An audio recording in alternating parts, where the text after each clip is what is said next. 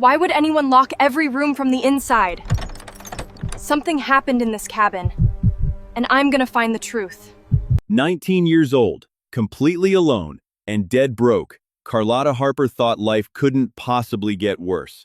Then, a rusty key arrived in the mail. It unlocked a forgotten mountain cabin, hiding a multi-million-dollar secret that would shatter her family history and put a sniper's target directly on her back. Carlotta Madison Harper sat on the edge of a mattress that offered no support, staring at a bank app on her cracked smartphone screen. The glowing numbers read $14.32. Beside the phone lay a bright pink eviction notice, a stark contrast to the dreary gray light filtering through the single window of her cramped Tacoma apartment.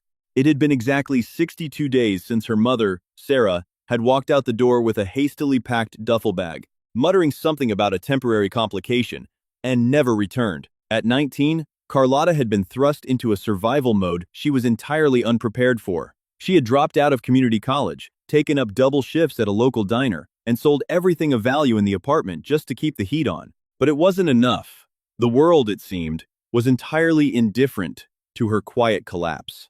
Then, the letter arrived. It was printed on heavy cream-colored cardstock, bearing the letterhead of Finch and Associates, attorneys at law. The contents were terse and legalistic, but the underlying message was clear. Her estranged uncle, Alastair Harrison Torres, had passed away. As his sole surviving blood relative, Carlotta was to inherit his estate. Carlotta barely remembered Uncle Alastair. He was a phantom in her childhood, a name her mother only spoke with a mixture of disdain and deep, unspoken fear. He lived off the grid somewhere in the Cascade Mountains, an eccentric recluse who had severed ties with society decades ago. Now, he was dead, and he had left everything to the niece he hadn't seen in 15 years. Desperation is a powerful motivator. With the last of her gas money, Carlotta drove her sputtering 2004 Honda Civic eastward along Interstate 90, leaving the smog of the city behind for the towering, oppressive evergreens of Snoqualmie Pass. The directions provided by the lawyer were highly specific, leading her off the main highway and onto a deeply rutted logging road that had long been reclaimed by nature. After an hour of agonizing driving that threatened to tear the suspension out of her car, the dense tree line finally broke. The cabin sat in a small clearing, brooding under the shadows of the mountains. It was a rugged, single-story structure made of dark cedar logs, surrounded by overgrown weeds and the rusting carcass of a 1987 Ford Bronco. The place looked less like a home and more like a fortress. The windows were small and covered with heavy iron grates. The roof was pitched low, sagging slightly under the weight of accumulated moss and pine needles. Carlotta killed the engine. The silence that rushed in was absolute, heavy, and deeply unsettling. She stepped out into the crisp, freezing air, her canvas sneakers crunching on the gravel. Clutching the heavy brass key the lawyer had given her, she approached the front porch. The wooden steps groaned in protest under her weight. The front door was solid oak, reinforced with steel bands and secured by a massive, industrial-grade padlock. Her hands trembled as she slid the key into the lock. With a stiff, grinding click, the shackle popped open. Carlotta unwound the heavy chain, pushed the iron latch down, and leaned her shoulder against the door. It swung open with a shrieking creak that seemed to echo for miles. A wall of stagnant air hit her instantly, a sharp, pungent mixture of pine resin, damp earth, and the distinct coppery scent of old dried blood. Carlotta gagged, pulling the collar of her denim jacket over her nose. She reached for a light switch, flicked it, and frowned when nothing happened. Off the grid meant no power grid at all. Relying on the flashlight from her phone, she stepped over the threshold. The interior of the cabin was a portrait of organized paranoia. There was no comfortable furniture, no framed family photos, no television. Instead, the walls were completely plastered with topographical maps of King County, covered in a frantic web of red string and black marker circles. Books on structural engineering, metallurgy, and wilderness survival were stacked in precarious towers reaching the ceiling. But what made Carlotta's blood run cold were the locks. Every door, including the interior ones leading to the small bedroom and bathroom, was fitted with 3 heavy deadbolts, and they were all installed on the inside. Uncle Alastair hadn't been trying to keep the wilderness out. He had been terrified of someone or something coming in. "What were you doing out here, Alastair?" Carlotta whispered, her voice swallowed by the damp wood of the cabin. She moved cautiously into the kitchen. The counters were lined with dozens of empty tin cans, meticulously washed and stacked. In the center of the living room sat a heavy antique oak desk, dominating the space. Carlotta walked over to it, her flashlight beam bouncing off the polished surface. The drawers were empty, stripped bare of any documents or pens. She slumped into the heavy leather chair behind the desk, exhausted. This was it. This was her grand inheritance. A rotting box of wood in the middle of nowhere, owned by a lunatic. There was nothing here she could sell to pay her rent. There was no hidden fortune, no salvation, just the cold reality of her continued abandonment. Frustration boiled over into anger. Carlotta slammed her fists onto the desktop, a scream of pure exhaustion tearing from her throat. The impact caused the heavy desk to shift slightly on the floorboards. Carlotta froze. The sound the desk made wasn't a standard scrape against solid wood. It was hollow, a sharp, echoing clack that resonated beneath her feet. She looked down. The floorboards directly beneath the desk chair were slightly discolored, free from the thick layer of dust that coated the rest of the cabin. They had been recently and repeatedly walked on. She dropped to her knees, running her fingertips along the seams of the wide oak planks. Most of the floor was tightly fitted, but one section, roughly 2 feet square, had a tiny gap. She slid her fingernails into the crack and pulled, but it wouldn't budge. Scrambling up, Carlotta ran to the fireplace. A wrought iron poker rested against the stone hearth. She grabbed it, rushed back to the desk, and jammed the sharp end of the poker into the gap. Using all her weight, she pushed down on the iron rod. With a loud, screeching crack of splintering wood, the floorboard gave way. Carlotta tossed the poker aside and pulled the heavy plank free. A blast of cold, stale air rushed up from the dark void beneath the cabin. She aimed her phone's flashlight into the hole. Resting on a bed of dry gravel, perfectly hidden between the floor joists, was a heavy, military-grade steel lockbox. The lockbox was heavier than it looked. Carlotta grunted as she hauled it out of the floorboards, dropping it onto the oak desk with a resounding thud. It was dark green, scratched, and secured by a sophisticated 4-digit combination lock built directly into the steel chassis. She stared at the dial. She had no birth dates, no anniversaries, no significant numbers tied to an uncle she barely knew. Trying to guess the combination would take lifetimes. But looking closely at the lock, she noticed the edges of the metal were deeply dented, as if Alistair himself had struggled with it, or perhaps as if he had always intended for it to be forced open in an emergency. Carlotta wasn't going to play games. She grabbed the heavy iron fireplace poker again. Raising it high above her head, she brought the heavy, blunt handle down onto the combination dial, with a vicious strike. Clang. The metal groaned but held. She struck it again, and again. The cabin echoed with the violent, rhythmic striking of iron against steel, a desperate drumbeat fueling her adrenaline. On the 7th strike, the internal mechanism shattered with a crunching snap. Carlotta tossed the bent poker aside, her breath coming in ragged gasps. She pried the warped latch open and threw back the lid. She had expected stacks of cash, gold bars, a will. Instead, the box contained a haphazard collection of seemingly unrelated items. First, she pulled out a thick, leather-bound ledger. The pages were filled with Alistair's cramped, erratic handwriting. It was entirely composed of dates, times, and strings of seemingly random letters. The 14th of October, 1998. C.M. The river runs shallow. The 3rd of November, 2004. S.H. The debt accrues. Next was a stack of old Polaroid photographs wrapped in rubber bands. Carlotta flipped through them. Most were blurry shots of the surrounding forest, specific trees marked with glowing neon paint. But the last 3 photos made her heart stop. They were pictures of a woman. She was young, in her early 20s, standing outside a brick building in Seattle. She wore a leather jacket and had a harsh, unsmiling expression. Even with the faded color and poor exposure of the 90s film, Carlotta recognized her instantly. It was Sarah, her mother. But it was the background of the final photo that sent a chill down Carlotta's spine. Her mother was standing in front of the Seattle Pacific Bank, holding a heavy canvas duffel bag. Beneath the photos lay a single, laminated newspaper clipping dated the 18th of October, 1998. The headline screamed in bold, black ink, Seattle Pacific Bank vault breached, $4 million in unregistered bearer bonds stolen, inside job suspected. Carlotta dropped the clipping as if it had burned her fingers. Bearer bonds, untraceable, highly liquid financial instruments that functioned exactly like cash. If you physically held the paper, you owned the money. The article detailed how the thieves had bypassed a state-of-the-art security system without tripping a single alarm, suggesting intimate knowledge of the bank's architecture. "My mother," Carlotta whispered, the reality crashing into her. Sarah hadn't just been a struggling single mom, working odd jobs. She had been involved in one of the biggest unsolved heists in Washington state history, and Uncle Alastair knew. Suddenly, a sound shattered the quiet isolation of the mountain. Crunch! Crunch! Crunch!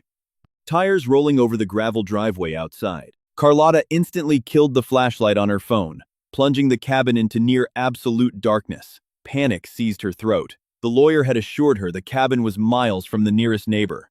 No one was supposed to know she was here. She dropped low to the floor, crawling toward the front window. Peeking through a small gap in the heavy iron grates, she saw a sleek black Chevy Tahoe parked aggressively behind her tiny Honda Civic, blocking it in. The headlights cut off. The driver's side door opened. A man stepped out into the twilight. He was tall, dressed in a dark wool trench coat, his face obscured by the gathering shadows. He didn't move like a hiker or a lost traveler. He moved with deliberate, tactical precision, scanning the tree line before focusing on the cabin door. Carlotta scrambled back toward the center of the room, her hands blindly searching the floor until her fingers wrapped around the iron poker she had used on the lockbox. She pressed her back against the wall beside the front door, holding her breath, the heavy iron weapon raised. She heard the man's heavy boots on the wooden porch steps, then the jangling of metal against metal. He wasn't knocking, he was picking the lock. Click, clack, snap. The heavy oak door swung inward. A powerful beam from a tactical flashlight sliced through the darkness, sweeping across the maps on the walls, illuminating the dust motes, dancing in the air. The man stepped inside, the floorboards groaning under his weight. "Alastair?" A deep, gravelly voice called out. "Alastair, it's over. They know. You need to pack your things, right now." The flashlight beam swept toward the desk, illuminating the smashed lockbox and the torn-up floorboards. The man stopped dead in his tracks. "Damn it." Carlotta lunged. She swung the iron poker with everything she had, aiming for the flashlight. The iron connected with the man's wrist with a sickening crack. The flashlight clattered to the floor, rolling wildly and casting erratic shadows across the room. The man grunted in pain, stumbling back, but his reflexes were terrifyingly fast. Before Carlotta could wind up for a second swing, he stepped inside her guard, grabbed her jacket by the lapels, and slammed her hard against the wall. The poker fell from her numb fingers. "Whoa, easy, easy," he shouted, pinning her shoulders. "I'm not going to hurt you. Stand down." Carlotta thrashed wildly, kicking at his shins. "Get off me. Who are you?" "My name is Nicholas Cox," he yelled over her, struggling, his breath hot in the freezing air.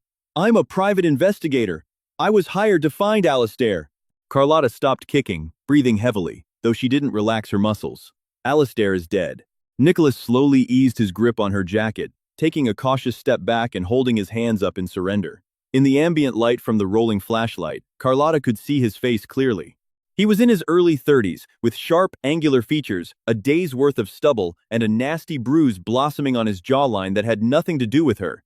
He looked exhausted, haunted. "I know he's dead," Nicholas said quietly, rubbing his injured wrist. "That's why I'm here. Because your uncle didn't have a heart attack, kid. He was murdered. And whoever poisoned him is currently on their way up this mountain." The words hung in the freezing air, heavier than the dust. Carlotta stared at Nicholas Cox, her mind struggling to process the rapid, violent shift in her reality. A day ago, her biggest problem was an eviction notice.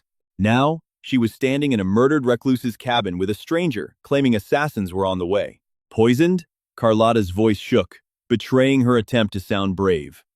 The coroner's report said it was a massive myocardial infarction, a heart attack. Mr. Finch gave me the paperwork.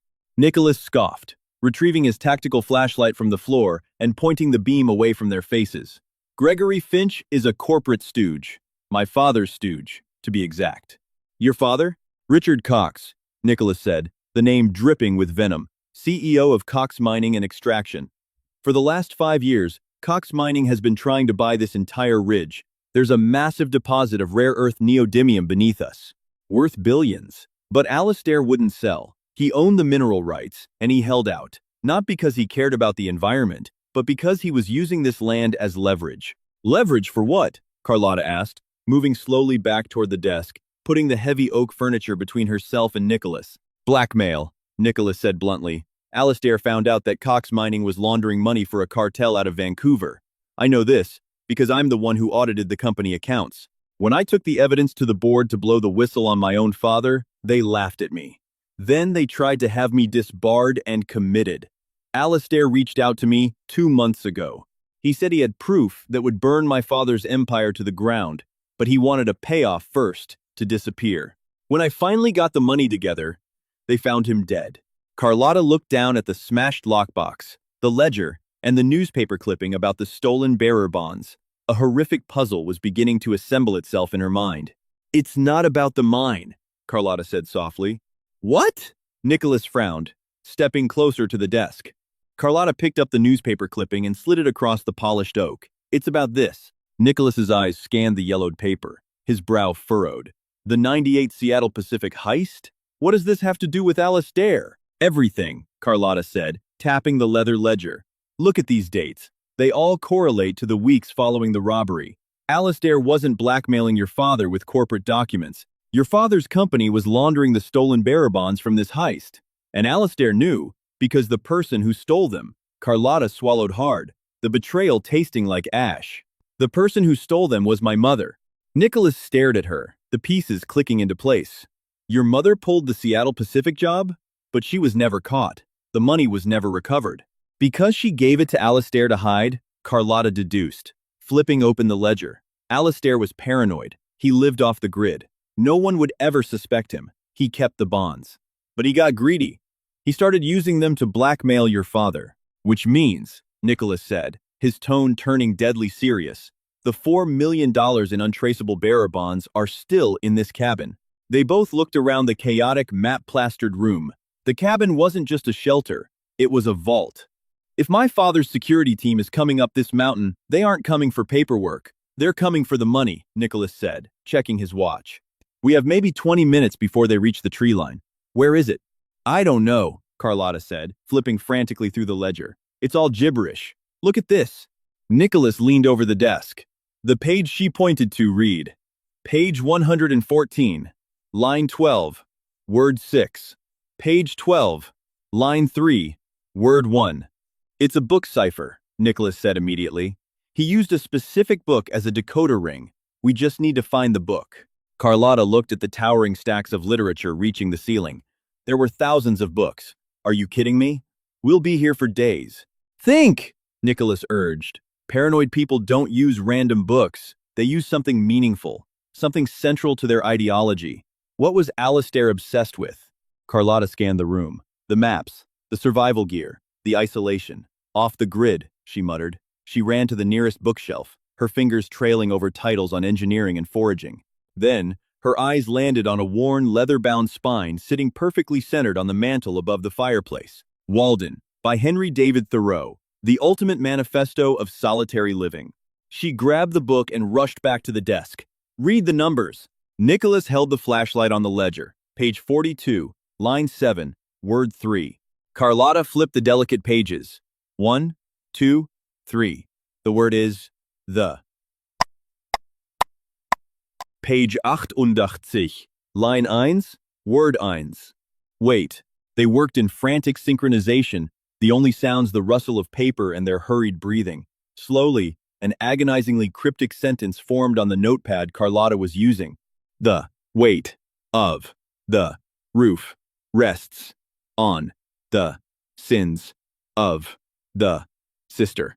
Sins of the sister, Carlotta whispered. He means my mother. But what does the weight of the roof mean? Nicholas looked up, shining his flashlight toward the ceiling. The heavy, sagging pitch of the roof was supported by a massive central cedar pillar that ran straight through the middle of the living room, anchoring into the floorboards. Load-bearing, Nicholas said. The weight of the roof. Carlotta didn't hesitate. She ran to the fireplace, bypassing the bent poker, and grabbed the heavy, iron-headed wood-splitting axe resting against the stones. She dragged it to the center pillar. It was thick, nearly 3 feet in diameter. Stand back, she warned. With a guttural yell fueled by 19 years of poverty, anger, and the trauma of abandonment, Carlotta swung the axe horizontally. The iron bit deeply into the cedar with a deafening thwack. Wood chips exploded across the room. She wrenched the blade free and swung again. Carlotta, Wait, Nicholas shouted, analyzing the cuts. It's hollow. The sound is deadened. Hit it higher. She adjusted her grip, raising the axe to chest height, and drove it into the wood. The blade broke through the outer shell of the cedar with a hollow crunch. Nicholas rushed forward, pulling a tactical knife from his belt. He jammed the blade into the crack Carlotta had created, prying furiously. A large slab of the hollowed-out pillar peeled away, crashing to the floor. Inside the cavity, stacked vertically, were 3 thick gray PVC pipes, sealed tight with threaded caps. Nicholas pulled the first pipe free. It was heavy. He twisted the cap off. Inside, tightly rolled and wrapped in waterproof plastic, were stacks of pristine, antique-looking certificates. They were beautifully printed, intricate, and absolutely identical. Bearer bonds. My God, Nicholas breathed, holding one up to the flashlight. It's all here. Millions. But Carlotta wasn't looking at the money. Stuck to the outside of the second PVC pipe was a sealed white envelope. Across the front, written in her uncle's unmistakable scrawl, was a single word: Sarah. Carlotta snatched the envelope, tearing it open. Inside was a single sheet of lined notebook paper. I hid your share, Sarah, just like we agreed, but Cox's people found out. If Carlotta is reading this, it means you are dead and they are coming for her next. Don't trust anyone. Especially not the boy with the bruised jaw. Carlotta's blood turned to ice. She slowly lowered the letter, her eyes rising to meet Nicholas's. Nicholas was staring at her, his expression unreadable, his hand slowly lowering the bearer bond. He looked at the knife, still gripped in his right hand. Before either of them could speak, a bright, piercing red dot appeared on the wall behind Nicholas. It tracked smoothly across the topographical maps, traversed the bookshelf, and came to a dead, unblinking rest directly over the center of Nicholas Cox's chest. Someone outside had a laser sight, and they were already looking through the window. Main characters: Carlotta Madison Harper, Alistair Harrison Torres, Nicholas Cox. Panic erupted the exact fraction of a second before the glass shattered. Nicholas didn't hesitate. He lunged across the shattered remnants of the cedar pillar, slamming his shoulder into Carlotta's midsection. The two of them crashed hard onto the dusty floorboards, just as a high-caliber sniper round tore through the window grates, vaporizing the spot where Nicholas's chest had been a heartbeat earlier. The deafening crack of the rifle echoed off the mountain walls a second later, followed by the sickening thud of the bullet burying itself deep into the heavy oak desk. "Keep your head down!" Nicholas roared over the ringing in their ears, scrambling backward into the shadows of the kitchen counter. Carlotta lay flat on her stomach, her heart hammering violently against her ribs. In one hand, she maintained a death grip on the heavy PVC pipe filled with bearer bonds. In the other, she crushed her uncle's warning letter. Don't trust the boy with the bruised jaw. She looked over at Nicholas in the dim, ambient moonlight filtering through the bullet hole. The deep purple contusion along his jawline seemed to mock her. You set me up, Carlotta hissed, her voice trembling with a mixture of raw terror and furious betrayal. She reached out, blindly grabbing the heavy iron fireplace poker she had dropped earlier, and aimed the crude point toward his throat. They followed you here. If I set you up, I wouldn't have tackled you out of the line of fire. Nicholas shot back, pressing his back against the pine cabinetry as a second bullet chewed through the front door, splintering the heavy oak. And I wouldn't be unarmed right now. My uncle warned me about you, Carlotta yelled, tossing the crumpled letter at his chest. Nicholas grabbed the paper, squinting at the erratic handwriting in the dark. A look of pained realization washed over his sharp features. Alistair, you paranoid old fool, he muttered, dropping the note. He looked back at Carlotta, his eyes burning with an intense, desperate sincerity. Listen to me, Carlotta. Alistair and I met 3 days before he died. He refused to hand over the bonds because he didn't trust my plan. We got into a fist fight. He gave me this bruise, grabbed his ledger, and ran back into the woods. I didn't poison him. My father's fixer, a psychopath named Victor Vance. No, wait. Victor Thorne. Nicholas stumbled over his words, correcting himself as the adrenaline scrambled his brain. A man named Victor Sterling, damn it. A mercenary named Garrett Cross tracked him down. Carlotta kept the iron poker raised, her knuckles white. Why should I believe a word you say? Because of your mother, Nicholas said, the words cutting through the chaotic noise of boots crunching on gravel outside. Carlotta froze. My mother is dead, the letter said. Alistair assumed she was dead because she stopped sending him messages, Nicholas interrupted, his voice dropping to an urgent whisper. But she isn't dead, Carlotta. My father has her. When Sarah realized Cox Mining was double-crossing her on the laundering operation, She tried to blow the whistle. My father had Garrett Cross kidnap her to find out where Alistair hid the bonds. They've been holding her at a private facility in Nevada for 2 months. The revelation hit Carlotta like a physical blow. Her mother hadn't abandoned her to run off and start a new life. She had been taken. The eviction notice, the hunger, the agonizing loneliness of the past 62 days, it was all fallout from a billionaire's greed. I need those bonds just as much as you do, Nicholas pleaded, gesturing to the PVC pipe. They are the only leverage we have to trade for Sarah's life. If Cross gets his hands on them tonight, my father will execute her. We are on the same side. Outside, the crunching of boots suddenly stopped. The silence that followed was suffocating. Clink, clatter, a small cylindrical object bounced off the porch and rolled through the gap in the shattered front window, coming to rest near the center of the room. Flashbang! Cover your eyes and ears! Nicholas screamed, diving over Carlotta. A blinding magnesium white light eradicated the darkness, accompanied by a concussive shockwave that rattled Carlotta's teeth and sent a wave of nausea rolling through her stomach. Before she could even register the ringing in her ears, the heavy oak door was kicked open. 3 men in tactical gear poured into the cabin, their rifles equipped with blinding strobe lights that cut through the lingering smoke. But Uncle Alistair had not spent 20 years in isolation without preparing for visitors. As the lead mercenary stepped heavily onto the floorboard directly in front of the doorway, a loud, mechanical clack echoed from beneath the house. A tension wire, rigged to the joists, snapped. "Move!" Nicholas yelled, grabbing Carlotta by the back of her denim jacket and hauling her toward the hallway. A deafening explosion ripped through the front porch as Alistair's improvised claymore packed under the entryway detonated. The blast blew the front door completely off its hinges, sending a shower of lethal wood shrapnel and rusty nails tearing through the front room. The lead mercenary was thrown backward into the yard, while the other 2 dove for cover behind the rusted Ford Bronco outside.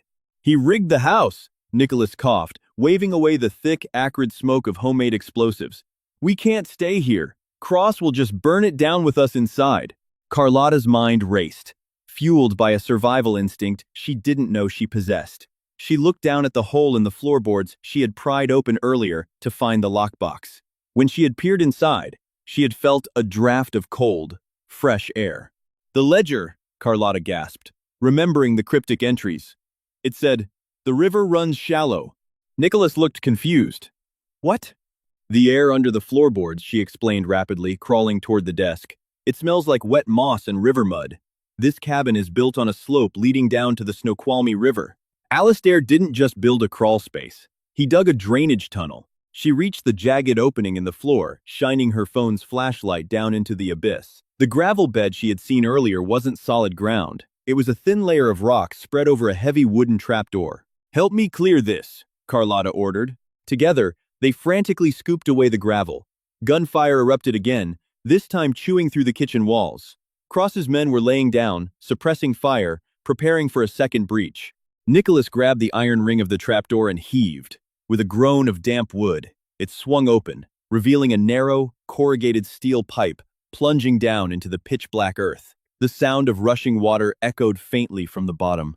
"Ladies first," Nicholas grunted, firing 2 blind shots from a handgun he had snatched from his ankle holster toward the front door to keep the mercenaries pinned. Carlotta clutched the heavy PVC pipe full of millions of dollars to her chest, swung her legs over the edge, and slid into the darkness. The tunnel was claustrophobic, reeking of mildew and decay. Carlotta slid down the steep, slick incline for what felt like an eternity, the rough steel tearing at the elbows of her denim jacket. Finally, she was expelled from the pipe, splashing down into knee-deep, freezing water. She gasped, the icy shock stealing the breath from her lungs. A second later, Nicholas splashed down beside her, his flashlight cutting through the gloom. They were standing in a narrow ravine, completely concealed by a thick canopy of overhanging ferns and rotting cedar logs. A shallow creek ran through the center, masking their tracks. High above them on the ridge, the sky glowed a fiery, unnatural orange. "They torched it," Nicholas said grimly, looking at the flames licking the treetops. "Cross isn't taking any chances." "We need to move," Carlotta said, her teeth chattering uncontrollably. She shoved the PVC pipe into the heavy canvas duffel bag she had brought from her apartment, slinging it over her shoulder. "If they realize we aren't in the ashes, they'll sweep the woods with thermals." Snap! A branch broke somewhere in the darkness to their left. Nicholas instantly killed the flashlight, plunging them into blindness. He grabbed Carlotta's arm, pulling her down behind a massive, moss-covered boulder. They crouched in the freezing water, suppressing their breathing. Through the dense foliage, the sweeping beam of a high-powered tactical light pierced the woods. Heavy boots sloshed in the mud, spread out. A cold, authoritative voice barked. It was Garrett Cross. The old man had to have an escape route. Find the water runoff. They'll be following the creek down to the highway. Carlotta's heart plummeted. They were trapped in the ravine. It was a natural bottleneck, and Cross was blocking the only way out. Nicholas leaned in close, his lips brushing against her ear. "Listen to me very carefully," he whispered. "I'm going to break cover and draw them upstream. You stay here. Once they chase me, you head downstream. It's a straight shot to the logging road. Take my keys." He pressed a cold, heavy key fob into her palm. "My Tahoe is armored. It'll get you back to the city." Carlotta stared at his silhouette in the darkness. "They'll kill you." "I owe Sarah," Nicholas said quietly. "My family ruined her life. It's time someone balanced the ledger. Just promise me you won't disappear with the money. Contact the FBI. Ask for Special Agent Miller in the Seattle field office. He's the only one who isn't on my father's payroll. Use the bonds to leverage my father into releasing your mother." Before Carlotta could argue, Nicholas stood up. "Hey, Cross!" Nicholas bellowed, his voice echoing violently off the ravine walls. "You looking for me, you corporate lapdog?" "Contact!" one of the mercenaries shouted. Gunfire erupted, a chaotic symphony of violence that shredded the peaceful serenity of the forest. Nicholas sprinted up the steep embankment, scrambling over the slick rocks, drawing the blinding tactical lights and the hail of bullets away from Carlotta's position. "Move!" Nicholas screamed back at her, right before a burst of automatic fire silenced his voice. Carlotta didn't wait to see him fall. Tears mixing with the freezing rain that had begun to fall, she turned and ran. She plunged downstream, her legs burning as she navigated the treacherous rocky creek bed in total darkness. Branches whipped her face.